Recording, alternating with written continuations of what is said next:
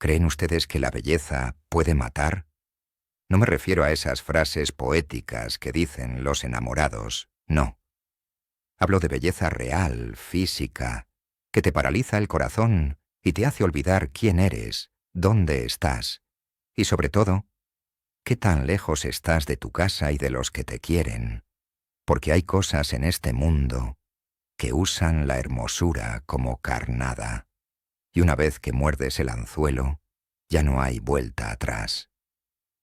Hoy les voy a contar sobre la ciguanaba, una leyenda centroamericana que ha llevado a decenas de hombres a la locura o algo peor. Y antes de que piensen que son puras babosadas de viejos, déjenme decirles que esta historia tiene tantas versiones como pueblos hay en Guatemala, El Salvador y Honduras. Y todas terminan igual, con un hombre quebrado que nunca vuelve a ser el mismo. Y ya que estamos aquí compartiendo estas historias que te ponen los pelos de punta, te invito a que te suscribas al canal Millennium Planet. Aquí exploramos las leyendas más oscuras, los misterios sin resolver y esos relatos que no te dejan dormir tranquilo. Dale al botón de suscripción porque esto apenas comienza. Y créeme, vas a querer estar aquí para lo que viene. Además, antes de seguir con esta historia, déjame en los comentarios desde dónde nos estás viendo. ¿Eres de Guatemala, El Salvador, Honduras? ¿O tal vez estás del otro lado del mundo escuchando sobre la ciguanaba por primera vez? Me gustaría saber quién está ahí del otro lado, compartiendo esta experiencia conmigo. Ahora sí, vamos al grano.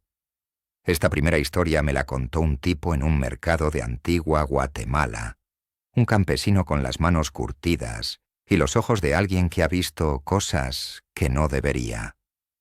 Se llamaba Esteban, y cuando empezó a hablar, noté que sus dedos temblaban mientras sostenía su taza de café aguado. Esto pasó hace como 15 años, me dijo, pero para él fue como si hubiera sido ayer. Esteban trabajaba cortando caña cerca del río Motagua, en una zona donde el monte es tan espeso que el sol apenas logra tocar el suelo. Era una chamba dura, de esas que te dejan el cuerpo molido y la mente vacía, que es exactamente como debe estar uno para no pensar en las cosas raras que pasan ahí. Una noche de luna llena, Esteban terminó su turno más tarde que de costumbre. Sus compañeros ya se habían ido, y él decidió tomar un atajo por la orilla del río para llegar más rápido a su ranchito. El camino era conocido, lo había recorrido cientos de veces, pero esa noche algo era diferente. El aire estaba pesado, espeso, como si la humedad misma tuviera peso y te empujara hacia abajo.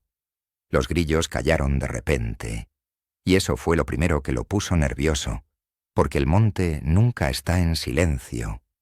Nunca. Siguió caminando, con el machete en la mano más por costumbre que por miedo, cuando escuchó algo que lo hizo detenerse en seco. El sonido de agua salpicando, suave, rítmico, como si alguien se estuviera bañando en el río. Cuando llegó a la orilla del río, la mujer extendió su mano hacia él, todavía sin mostrarle el rostro. «Ven conmigo», susurró, y su voz sonaba ahora más profunda, más ronca. Pero Esteban ya no podía pensar con claridad. Ella empezó a caminar río arriba, adentrándose en la corriente, y él la siguió sin dudar, con el agua fría subiéndole por las piernas, luego por la cintura. El río Motagua no es profundo en esa zona, pero de noche, con la luna reflejándose en la superficie, parece un abismo negro que puede tragarte entero. Caminaron durante lo que parecieron horas, aunque Esteban perdió toda noción del tiempo, hipnotizado por el vaivén de esas caderas y ese cabello que se movía como si tuviera vida propia. Finalmente llegaron a un claro, lejos de cualquier camino, rodeado de árboles muertos y rocas cubiertas de musgo viscoso. El olor cambió. Pasó de ser el aroma fresco del río a algo más pesado, más agrio, como carne dejada al sol por días. Fue en ese momento, me dijo Esteban, con los ojos muy abiertos, que la mujer finalmente se dio vuelta para mirarlo de frente, y cuando apartó el cabello de su rostro, lo que vio lo hizo caer de rodillas en el lodo. No era un rostro humano, era el cráneo alargado de un caballo, con la carne podrida colgando en jirones, los ojos vacíos y negros como pozos sin fondo, y la mandíbula abierta mostrando dientes amarillentos y rotos. De su boca salía un aliento putrefacto que hacía que el estómago se retorciera, y de su garganta surgió una risa, una carcajada aguda y metálica que rebotaba en los árboles. Esteban gritó, y ese grito fue lo único que lo salvó, porque rompió el hechizo que lo tenía atrapado. Se levantó y corrió como nunca en su vida, sin mirar atrás, sintiendo que esa cosa lo perseguía, escuchando sus pasos chapoteando en el agua detrás de él. Logró salir del río y encontrar el camino. Pero cuando llegó a su casa, ya había amanecido. Su mujer dijo que había estado gritando el nombre de otra mujer toda la noche, revolcándose en el lodo frente a la puerta. Los vecinos lo encontraron delirando, con fiebre altísima, y las pupilas tan dilatadas que apenas se veía el color de sus ojos. Tardó semanas en recuperarse físicamente, pero mentalmente, Esteban nunca volvió a ser el mismo. Dejó de trabajar cerca del río, dejó de salir de noche, y cada vez que veía a una mujer con el cabello largo y suelto, su cuerpo temblaba incontrolablemente. Me contó esta historia 15 años después del encuentro, y aún así, sus manos no dejaban de temblar mientras hablaba. Si algo he aprendido escuchando estas historias, es que la ciguanaba no tiene un solo rostro, no tiene una sola forma de cazar. Se adapta, cambia, evoluciona según el lugar y según quién sea su presa. Lo que pasó en Guatemala con Esteban fue apenas el comienzo, porque esta entidad, esta cosa, ha estado acechando Centroamérica durante siglos, y cada región tiene su propia versión de cómo te arrastra hacia la locura. En El Salvador, la historia cambia un poco, se vuelve más urbana, más cercana con nuestra realidad moderna, lo que la hace todavía más aterradora.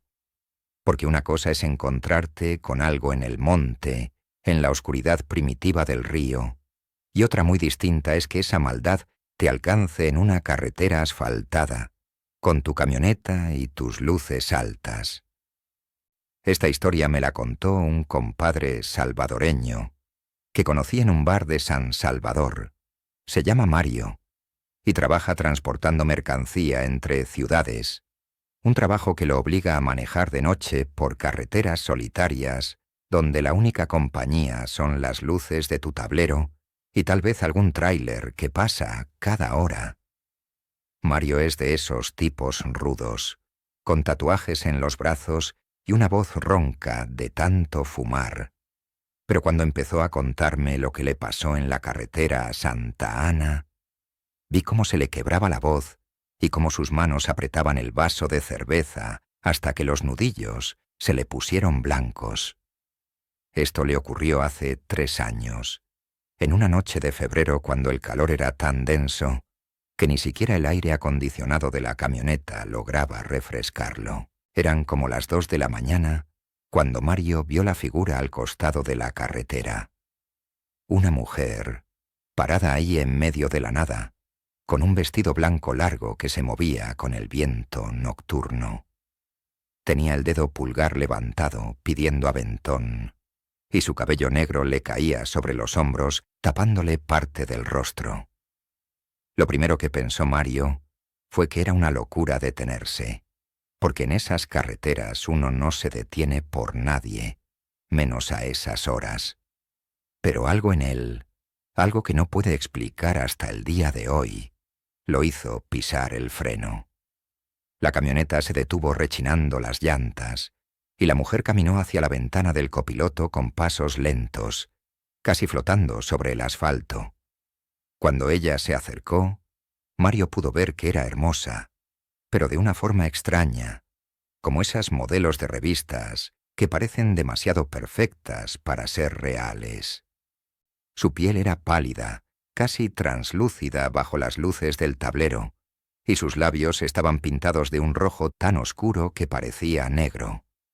Llevaba mucho tiempo esperando, dijo con voz suave, casi un susurro. Mario, sin saber por qué demonios lo estaba haciendo, le abrió la puerta. Ella subió a la camioneta trayendo consigo un perfume dulzón, como flores marchitas mezcladas con algo más pesado, más desagradable, que Mario no pudo identificar en ese momento. «Gracias por detenerte», dijo ella, y su voz tenía un tono cantarín que hacía que las palabras se quedaran flotando en el aire. Mario arrancó de nuevo, tratando de mantener la vista en la carretera, pero sus ojos se desviaban constantemente hacia ella. La mujer tenía las manos cruzadas sobre el regazo, y el cabello le seguía tapando la mitad del rostro, dejando ver solo un ojo, una mejilla perfecta y esa sonrisa que mostraba dientes demasiado blancos. «¿A dónde vas?», preguntó Mario con la garganta seca. «Llévame donde me necesites», respondió ella, y esa respuesta no tenía ningún sentido, pero en ese momento Mario no podía pensar con claridad. Su cerebro estaba nublado, como si una neblina espesa hubiera entrado por las ventanillas y lo hubiera envuelto todo. Cada vez que respiraba, ese perfume de flores muertas se hacía más fuerte, más mareante, y sentía como su voluntad se iba desvaneciendo. La mujer empezó a darle indicaciones, señalando con un dedo largo y delgado hacia caminos secundarios que Mario ni siquiera sabía que existían. «Dobla aquí», decía, y él obedecía sin cuestionar. «Sigue recto», y Mario seguía. Poco a poco se fueron alejando de la carretera principal, adentrándose en caminos de tierra donde las ramas de los árboles rozaban los costados de la camioneta, y donde la oscuridad era tan absoluta que los faros apenas lograban cortar la negrura. El GPS había dejado de funcionar hacía rato, mostrando solo una pantalla en blanco, y el radio comenzó a emitir estática, un zumbido grave que hacía vibrar los dientes. Finalmente llegaron a un claro, un espacio abierto rodeado de árboles muertos y rocas cubiertas de líquenes viscosos. «Aquí», dijo la mujer, y su voz había cambiado. Ahora sonaba más grave, más rasposa, como si varias voces hablaran al mismo tiempo. Mario detuvo la camioneta y fue entonces cuando el olor cambió completamente. Ya no era perfume de flores muertas, era el hedor inconfundible de carne podrida, de animal muerto dejado al sol durante días. Se le revolvió el estómago y volteó a verla, y lo que vio hizo que su mundo se desmoronara en un segundo. La mujer ya no era hermosa. El cabello seguía ahí, pero ahora colgaba en mechones grasientos de un cráneo alargado y deforme. El cráneo de un caballo con la carne colgando en tiras podridas. Los ojos eran cuencas negras y profundas, donde pululaban gusanos, y la mandíbula se abría y cerraba mostrando dientes enormes y carcomidos. Las manos que había visto cruzadas sobre el regazo ahora eran garras huesudas con uñas largas y quebradas. La cosa que había sido una mujer hermosa se inclinó hacia él, y de su garganta salió un aullido, un sonido que no era humano ni animal, sino algo peor, algo que parecía venir desde el fondo de la tierra misma. Mario no recuerda cómo logró salir de la camioneta. Lo siguiente que supo fue que estaba corriendo entre los árboles, tropezando con raíces, cayendo, levantándose, corriendo de nuevo. Podía escuchar esa risa detrás de él, esa carcajada que resonaba en toda la oscuridad del monte. Corrió hasta que sus pulmones ardían y sus piernas no respondían, hasta que vio luces a lo lejos y se dio cuenta de que había llegado de vuelta a la carretera principal. Un camionero lo encontró ahí tirado, delirando, con la ropa hecha jirones y el cuerpo cubierto de rasguños que no recordaba haberse hecho. La camioneta nunca apareció, y cuando la policía fue a buscarla, no encontraron el camino secundario que Mario describió. Es como si nunca hubiera existido. Hoy, 3 años después, Mario ya no maneja de noche. Consiguió un trabajo de día, aunque paga menos, porque dice que prefiere ganar menos dinero a arriesgar su cordura de nuevo. Dejó de recoger a cualquiera en la carretera, y cada vez que ve a una mujer con el cabello largo y suelto, tiene que desviar la mirada porque su cuerpo empieza a temblar y siente ese olor, ese hedor a muerte que se quedó grabado en su memoria como una marca de fuego. Hay algo en las ruinas antiguas que atrae a la gente, ¿verdad? Esa sensación de estar caminando sobre historia, sobre los pasos de gente que vivió y murió hace siglos. Pero también hay algo más, algo que no te dicen en los tours turísticos ni aparece en las guías de viaje. Las ruinas son como cicatrices en la tierra, lugares donde el velo entre nuestro mundo y lo que sea que existe más allá se hace delgado, casi transparente. Y en Honduras, específicamente en las afueras de Tegucigalpa, hay unas ruinas que los lugareños evitan después de que cae el sol. No son ruinas mayas famosas como Copán, no. Estas son restos de asentamientos antiguos que casi nadie conoce, escondidos entre el monte espeso donde solo llegan los más curiosos o los más tontos. Esta historia me la contó un morro llamado David, que en ese entonces tenía como 23 años y estudiaba arqueología en la universidad. Era de esos chavos curiosos que no le tienen miedo a nada, o al menos eso creía él. David había escuchado rumores sobre unas estructuras precolombinas no documentadas en una zona montañosa, y decidió ir a explorarlas un fin de semana, armado solo con su cámara, una mochila con provisiones y esa arrogancia que te da la juventud cuando piensas que nada malo puede pasarte. Me contó esta historia 2 años después del incidente, en un café de Tegucigalpa, con las manos temblando tanto que tuvo que dejar la taza de café porque se le derramaba. Sus ojos tenían esa mirada perdida de alguien que vio algo que quebró su comprensión de la realidad. Llegó a las ruinas cerca del mediodía, cuando el sol caía a plomo sobre las piedras antiguas cubiertas de musgo y enredaderas. El lugar era hermoso de una forma inquietante, con columnas caídas y paredes derrumbadas que formaban patrones geométricos que David no lograba descifrar.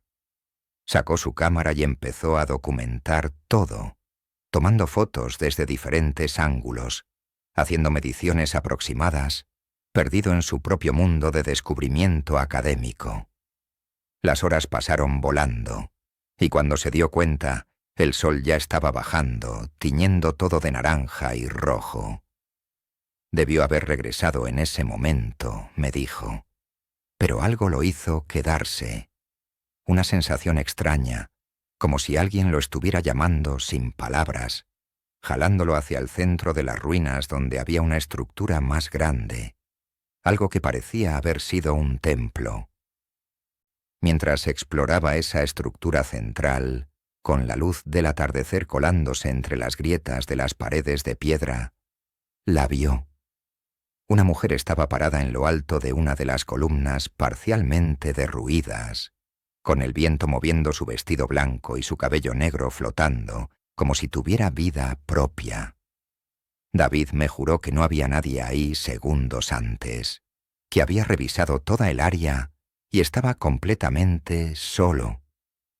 Pero ahí estaba ella, mirándolo, aunque no directamente a los ojos porque el cabello le cubría la mitad del rostro, dejando ver solo una sonrisa suave y un ojo que brillaba con un color dorado extraño, como si tuviera luz propia. «Hola», dijo ella con una voz que sonaba como música, como campanitas de viento chocando suavemente. David sintió que su lengua se pegaba al paladar, y solo pudo levantar la mano en un saludo torpe. La mujer bajó de la columna con una gracia imposible, casi flotando, y se acercó a él con pasos lentos y deliberados. «No debiste venir solo», dijo con ese tono musical que hacía que cada palabra se sintiera como una caricia. David intentó responder, intentó preguntarle qué hacía ella ahí, pero las palabras no salían. Ella se acercó más, tanto que pudo sentir su aliento en la cara, un aliento que olía raro, como a tierra mojada mezclada con algo dulce y podrido al mismo tiempo. El sol seguía bajando, y las sombras se alargaban entre las ruinas, pero David no podía moverse, no podía apartar la mirada de ese ojo dorado que lo miraba fijamente, mientras el otro seguía oculto detrás del cabello. Ella empezó a caminar entre las ruinas, y David la siguió como hipnotizado, con las piernas moviéndose solas, mientras su mente gritaba que huyera, que corriera, que hiciera cualquier cosa menos seguir a esa mujer. Ella lo guió hacia la parte más profunda del complejo, donde las paredes formaban un pasillo estrecho que descendía hacia lo que parecía ser una cámara subterránea. La oscuridad ahí era absoluta, pero de alguna forma David podía ver la silueta de la mujer, como si ella irradiara una luz tenue y azulada. «Ven», susurró, y su voz resonaba en las paredes de piedra. «Quiero mostrarte algo que nadie más ha visto». David sabía que esto estaba mal. Sabía que cada paso que daba lo llevaba más profundo hacia algo de lo que no podría regresar. Pero su cuerpo no le obedecía. Llegaron a una cámara circular con símbolos tallados en las paredes. Símbolos que parecían moverse y retorcerse bajo la luz azulada que emanaba de la mujer.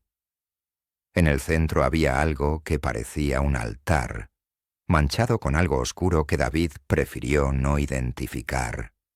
La mujer se colocó frente a él, y por primera vez, el viento que soplaba constantemente en las ruinas se detuvo por completo. El silencio era antinatural, pesado, como si todo el aire hubiera sido succionado del lugar. Entonces ella habló de nuevo, pero su voz había cambiado. Ya no era musical, era áspera y profunda, como el gruñido de un animal grande. ¿Quieres verme realmente? Antes de que David pudiera responder, ella se apartó el cabello del rostro con ambas manos, y lo que vio hizo que su cordura se agrietara como vidrio bajo presión. No era un rostro humano ni remotamente parecido a uno. Era el cráneo alargado de un caballo, pero no uno limpio y blanqueado, sino uno con la carne todavía pudriéndose, colgando en jirones negros y verdes de los huesos. Los ojos eran dos pozos profundos llenos de gusanos que se retorcían y caían al suelo, donde desaparecían. La mandíbula se abrió mostrando dientes enormes y rotos, y de su garganta salió un relincho distorsionado que sonaba como el grito de 1000 voces al mismo tiempo.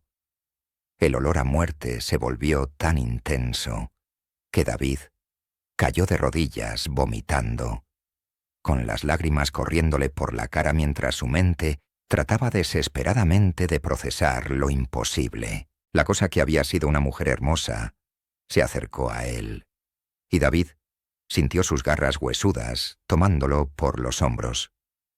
Pensó que iba a morir ahí, que ese sería su final en una cámara olvidada bajo ruinas antiguas. Pero entonces algo pasó, algo que hasta el día de hoy no logra explicar. Una luz comenzó a entrar por las grietas del techo de la cámara, la luz de la luna llena, y la criatura retrocedió siseando como si le quemara. David aprovechó ese momento de distracción y corrió hacia el pasillo oscuro, tropezando con las piedras, golpeándose contra las paredes, pero sin detenerse nunca. Escuchaba esos relinchos distorsionados detrás de él, cada vez más cerca, sintiendo garras rozando su espalda. Logró salir de las ruinas justo cuando la luna llena iluminaba completamente el lugar. La criatura no lo siguió más allá del perímetro de las estructuras, como si algo la atara ahí. David corrió monte abajo durante horas, sin rumbo, hasta que encontró una carretera y un conductor que lo recogió pensando que había sido asaltado. Llegó a Tegucigalpa al amanecer, delirando, con el cuerpo cubierto de rasguños profundos en la espalda, rasguños que los médicos dijeron parecían hechos por garras de animal grande. Pasó semanas en el hospital, no por las heridas físicas, sino porque no podía dormir sin ver ese rostro de caballo podrido en sus sueños. Dejó la carrera de arqueología, dejó de explorar y ahora trabaja en una oficina donde las paredes son de concreto sólido y no hay ninguna sombra sin explicación. Después de escuchar estas 3 historias, después de ver cómo hombres de diferentes países, de diferentes edades y trasfondos, terminan con la misma mirada rota y el mismo temblor en las manos, uno empieza a preguntarse, ¿qué demonios es realmente la Siguanaba? ¿Es un espíritu vengativo, un demonio? ¿O es algo más antiguo, algo que ha estado ahí desde antes de que le pusiéramos nombres a nuestros miedos? Pero más importante aún, ¿por qué esta leyenda ha sobrevivido generaciones enteras, pasando de abuelos a nietos, de comadres en el mercado a muchachos en las cantinas? Porque las leyendas no sobreviven por accidente, no. Sobreviven porque cumplen una función, porque enseñan algo que la sociedad necesita que aprendas, aunque sea a través del miedo más primitivo. La Siguanaba no es solo un cuento de terror para asustar niños antes de dormir. Es una herramienta de control social que ha funcionado durante siglos en las comunidades rurales de Centroamérica. Piénsenlo bien. ¿A quién ataca? La Siguanaba. Siempre son hombres, y no cualquier hombre. Son hombres que andan solos de noche, lejos de sus casas, lejos de sus familias.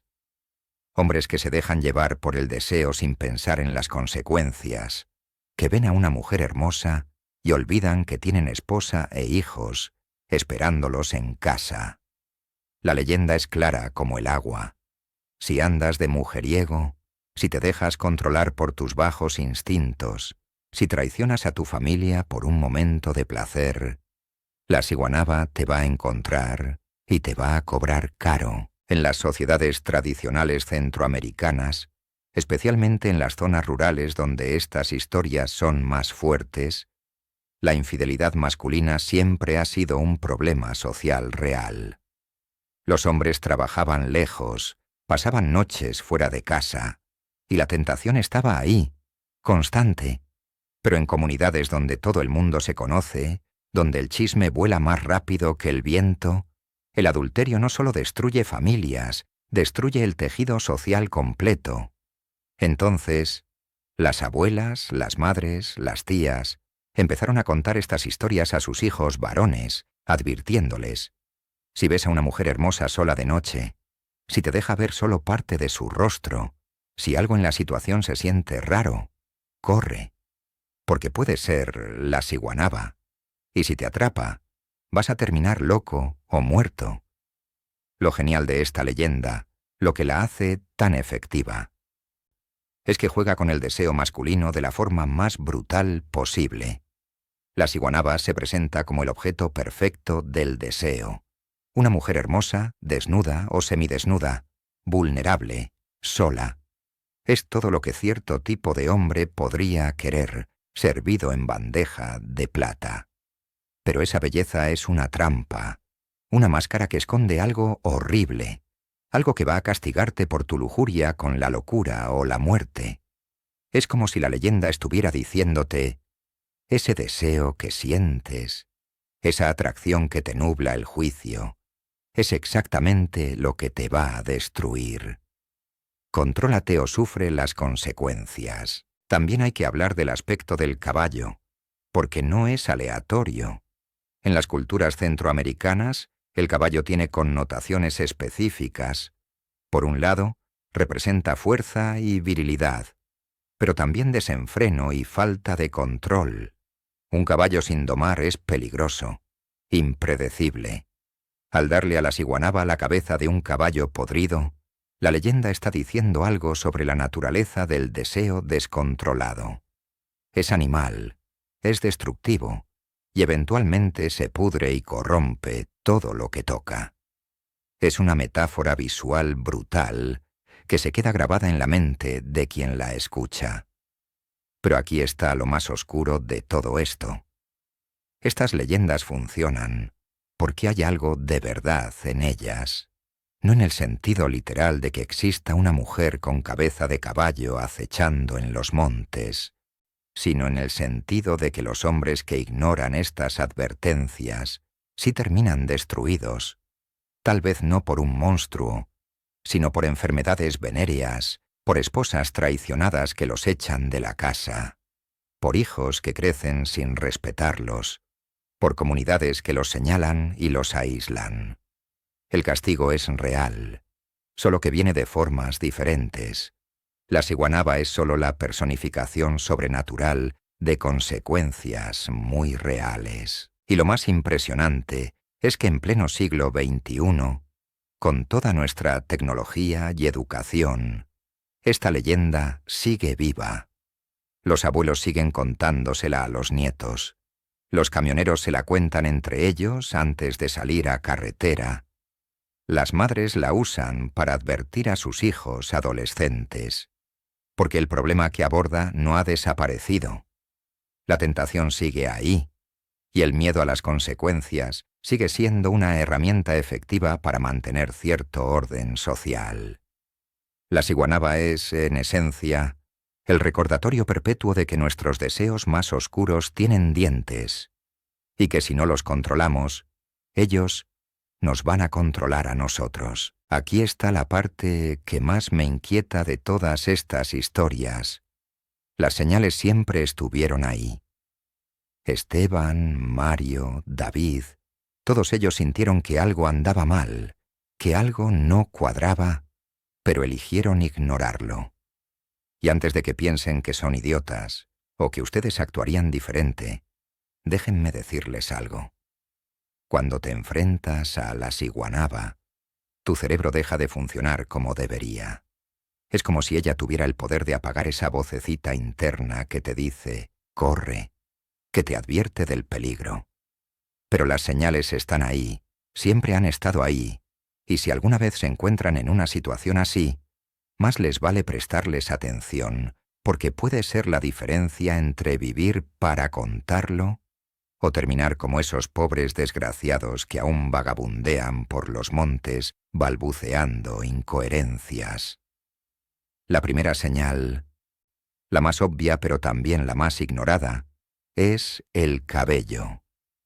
En todas las versiones de la leyenda, sin importar el país o la región, la ciguanaba siempre tiene el cabello largo y suelto, cubriéndole estratégicamente el rostro. Nunca te muestra la cara completa de frente, siempre hay mechones tapándole parte de las facciones, siempre está girada de medio lado, siempre hay una excusa para que no la veas bien. Y esto es intencional, porque si la vieras completa desde el principio, si tu cerebro procesara lo que realmente es, saldrías corriendo antes de que pudiera atraparte. El cabello es su camuflaje, su forma de mantenerte enganchado el tiempo suficiente para que caigas en la trampa. Entonces, escuchen bien. Si ven a una mujer hermosa en un lugar solitario y no pueden verle la cara completa, si el cabello le cae convenientemente sobre el rostro sin importar cómo se mueva el viento, esa es tu primera advertencia. No te acerques, no preguntes, solo aléjate. La segunda señal es el olor, y todos los sobrevivientes hablan de esto. Hay un perfume inicial, algo dulce y atractivo como flores frescas o algún aroma que te recuerda a algo placentero. Pero debajo de ese perfume Si prestas atención, hay algo más. Un olor agrio, a tierra mojada, a carne dejada demasiado tiempo al sol, a humedad rancia de lugares donde nunca entra la luz. Es un olor a muerte disfrazado de vida, a putrefacción escondida bajo una máscara de fragancia. El problema es que cuando estás bajo su influencia, tu cerebro racionaliza ese olor extraño, lo ignora o lo atribuye a algo del ambiente. Pero está ahí, siempre está ahí. Y si logras notarlo, si logras identificar ese hedor debajo del perfume, tienes que huir inmediatamente, porque significa que ya estás demasiado cerca. La tercera señal es el lugar mismo donde aparece. La ciguanaba nunca se manifiesta en lugares seguros, en zonas iluminadas o con mucha gente alrededor. Siempre es en la oscuridad, en la soledad, en lugares liminales donde las reglas normales del mundo parecen no aplicar. Ríos alejados de los pueblos, carreteras desiertas a medianoche, ruinas antiguas donde la historia pesa como una losa sobre la tierra. Si te encuentras en uno de esos lugares y aparece algo demasiado perfecto, demasiado conveniente, demasiado tentador, tu instinto debería estar gritándote que algo anda mal. El problema es que estos lugares ya te tienen en un estado mental vulnerable. Estás cansado, estás solo, tu guardia está baja. Y eso es exactamente lo que ella necesita. La cuarta señal, y esta me la contaron varios de los testigos, es la forma en que habla. Su voz es hermosa al principio, musical, casi hipnótica. Pero si escuchas con atención, si realmente prestas atención, hay algo raro en el ritmo, en la cadencia. Las palabras suenan demasiado perfectas, demasiado ensayadas, como si fueran una grabación repetida 1000 veces. Y a veces, solo a veces, hay ecos extraños, como si múltiples voces hablaran al mismo tiempo, pero ligeramente desfasadas. Es sutil, tan sutil que tu cerebro consciente no lo registra, pero algo profundo dentro de ti lo nota y se pone nervioso. Confía en esa sensación. Confía en ese malestar inexplicable que te sube por la columna vertebral cuando escuchas esa voz demasiado perfecta. La quinta señal es la más importante y la más difícil de explicar. La sensación de que tu voluntad no es tuya. Todos los sobrevivientes describen lo mismo. Esa experiencia de verse a sí mismos caminando hacia el peligro mientras su mente grita que paren, que se devuelvan. Es como si te convirtieras en espectador de tu propio cuerpo, viendo cómo tus piernas te llevan más profundo hacia la trampa sin poder hacer nada para detenerlas. Si alguna vez sienten eso, si alguna vez se encuentran actuando en contra de su propio juicio de supervivencia, tienen que hacer un esfuerzo consciente y brutal para romper ese hechizo. Griten, muérdanse la lengua hasta sangrar, clávense las uñas en las palmas, cualquier cosa que cause dolor suficiente para traerlos de vuelta a la realidad. Pero aquí está la pregunta que todos nos deberíamos hacer. ¿Por qué estas señales no son suficientes? ¿Por qué incluso sabiendo todo esto, los hombres siguen cayendo en la trampa? Y la respuesta es incómoda pero honesta. Porque quieren creer. Porque el deseo es tan fuerte que apaga la razón. Porque la tentación de lo prohibido, de lo perfecto, de lo demasiado bueno para ser verdad, supera cualquier instinto de supervivencia. La ciguanaba no necesita ser sutil, no necesita esconder perfectamente lo que es, porque sabe que su presa ya está predispuesta a ignorar las advertencias. Es la manifestación física de ese dicho que todos conocemos, pero que nadie quiere aceptar. No hay peor ciego que el que no quiere ver. Y eso nos lleva a la pregunta final, la que me ha estado rondando desde que empecé a investigar estas historias. ¿La ciguanaba es real? ¿Existe literalmente una criatura con cabeza de caballo podrido acechando los montes de Centroamérica? Honestamente, no lo sé. Pero lo que sí sé es que el miedo es real. El trauma es real. Las vidas destruidas son reales. Y tal vez esa sea la verdad más aterradora de todas. No importa si la ciguanaba existe físicamente o si es una manifestación de nuestros propios demonios internos, porque el resultado es el mismo. Hay hombres que han perdido la cordura, que han abandonado a sus familias, que nunca pudieron volver a vivir una vida normal después de su encuentro.